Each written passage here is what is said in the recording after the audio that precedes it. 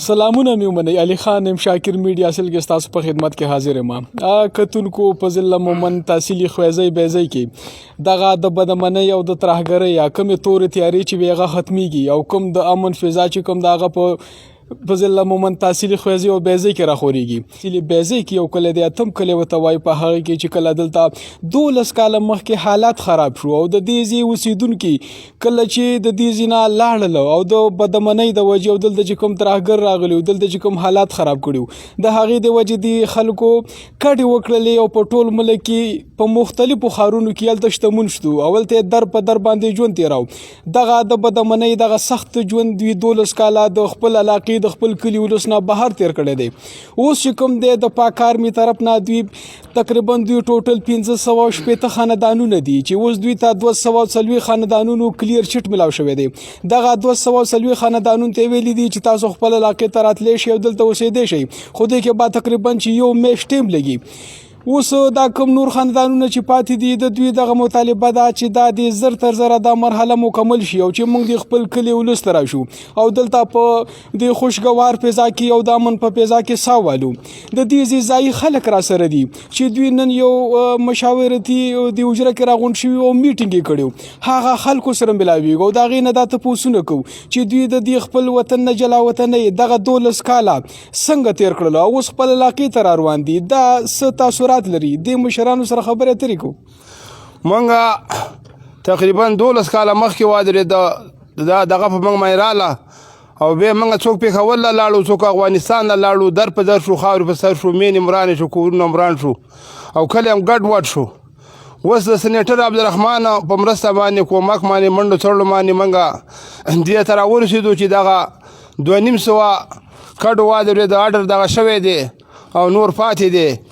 دغه 250 موږ د مولانا عبدالرحمن صاحب نه دا توقع لرو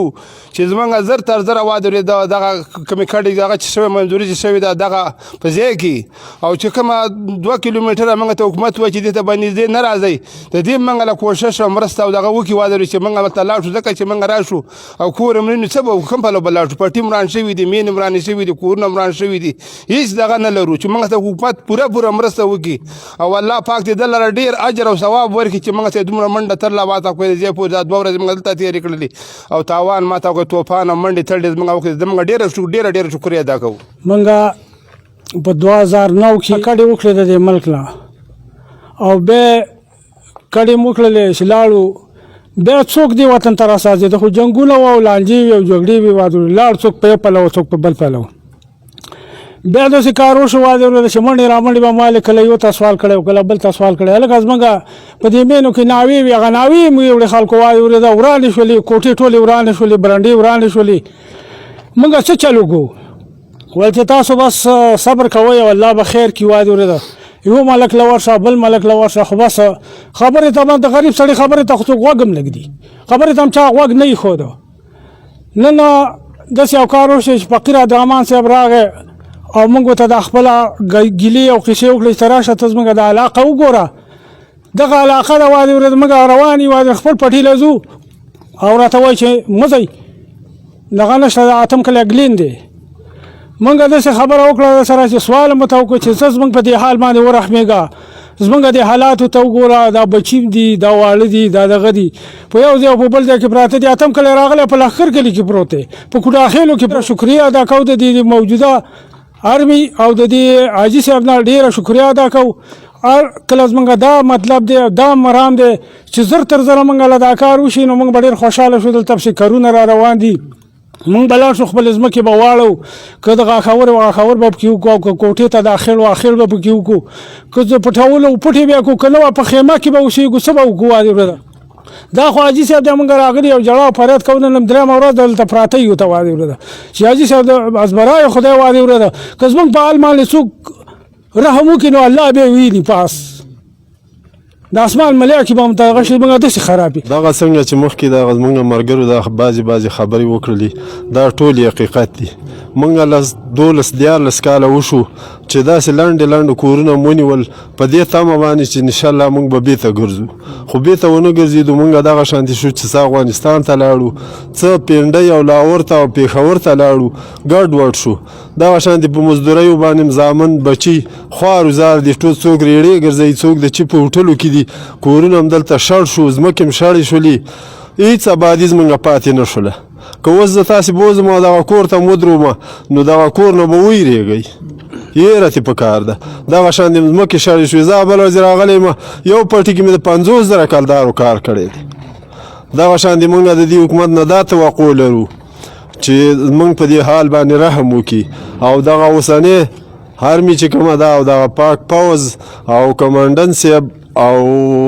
دغه نور خلک چې دي او د عبدالرحمن حاجي صاحب په مشرۍ باندې موږ دته دا عرض پیش کړی دی چې موږ دغه شانتې غریبانان څوک هم جړا نه اوري او ډېرو خلکو ته هم جړاګانې وکړلې او زه دې هم مخکې کړی دی سوال او زاري کوو نو دغه سوال او زارۍ نه هم که څه جوړ شي کورونه هم وړاندې چې اوس موږ راشو خیمې پیسې را سره نشته دی مخکې د عزیزانو چې کومې خبرې وکړي دا واقع چې ټولې صحیح خبرې وي او موږ د دې مولوي صاحب نه ډېر رضا چې الله پاک دې دله ډېر اجرونه ورکړي او چې دا کوشش یې موږ له نه غټه مننه ده مخکې موږ ډېرو مشرانو ته وویلې خو هېڅ هم راته غاړه کېنښودل او کار یې راله ونه کړو سېنټر عبدالرحمن صاحب راله دا د کډو کار وکړو 250 کډو کار شوی 240 نورې پاتې دي چې دا هم راله وکړي زر ته موږ په خپل ځایونو ته دغه کړي دا واپس کړي ځکه ټوله خراب په کورونو کې پراته دي او بل مې د حکومت نه دا خبره ده چې اول د اتم کلي د گورسل جنډا پاکستان جنډا اول اتم کلي ول به خو دې پاګه دې منګه د پاکستاني او پاکستان زمنګ دی مور پلارم دی او گورسل ته چیرما مینې زما دي او ستا جنډا چې وسا فوز ولاړ زما مینې او جنډا دې زما زوی وخېجوله واځي ولې او منګه ډېر بربند او خراب دي نن سبا واځي ولې او دا مولا صاحب سره خدای ښه وکړي دا خلک را غونډ کړه زه دې فکر کوم او یو منډه ترله وکړله او تاسو هم سم ملګرتیا وکړئ او ستاسو ډېره شکرتیا موږ منو زما مشرانو ډېرې ښایسته خبرې وکړې او پاکستان دپاره موږ هر رقم قرباني ورکړې ده او دا اول جنډه چې دا موږ ودروله مومند پوه شو ته وایي که نه دا موږ جوړ کړی دی ډېرې شپې پکې موږ کړي دي او اوس په دې مومندو غونډو مومندو کې موږ میرات دي صرف اتم کلی صرف خالي وایي بارډر ته نږدې دی نو د لالپور له رانیول شوی د کونړه پورې غونډې بارډر دی او غونډه سیمې او غونډه آباد زموږ اتم کلی وایي وران دی دا په کوم ټکي وران دی موږ ولې پاکستانیان دی په دې عبدالرحمن حاجي ډېره مهرباني کړې ده وایي کډې دغه نیم ازادي شوي دي نیمې موږ درته سوال کوو موږ دا نور کډې موږ ازادې کړه موږ پاکستانیان او پاکستان نه به هم خدمت کوو موږ ټول عمر پاکستان نه خدمت کړی د دې خلکو چې کوم تکلیف او پریشانی او کومه قرباني ورکړې ده نو د دوی هغه او په موږ باندې قومي ذمواري دا وایي چې یاره د دې خلکو کوم تکلیف دی په دې کې موږ منډه تړه ووهو الحمدلله موږ په هر لیول د دوی خبره دې ته ورسوله او مخکې چې دوی کوم څه لیسټونه موږ سره هغه الحمدلله کلیر شو اوس نور چې کوم نه دي شوي هغه به انشاءالله په میاشتو کې هغه به هم کلیر شي او دوی به ټول انشاءالله خپلو کورونو ته راشي خپل ځمکې او خپل علاقه او خپل وطن به بیا انشاءالله هماغه شان آباد کړي دا هغه خلک دی چې زموږ په بارډر باندې بالکل پروت دی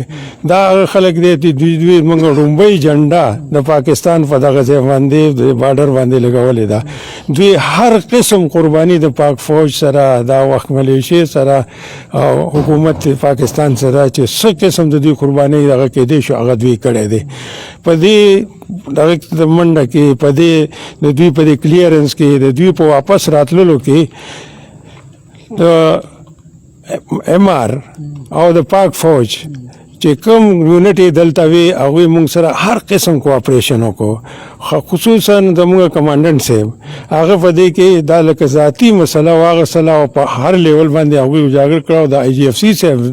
سره بار بار په دې په باره کې بریفینګ ورکړو او بیا د هغوی نه دا اپروول واغستو چې دا کوم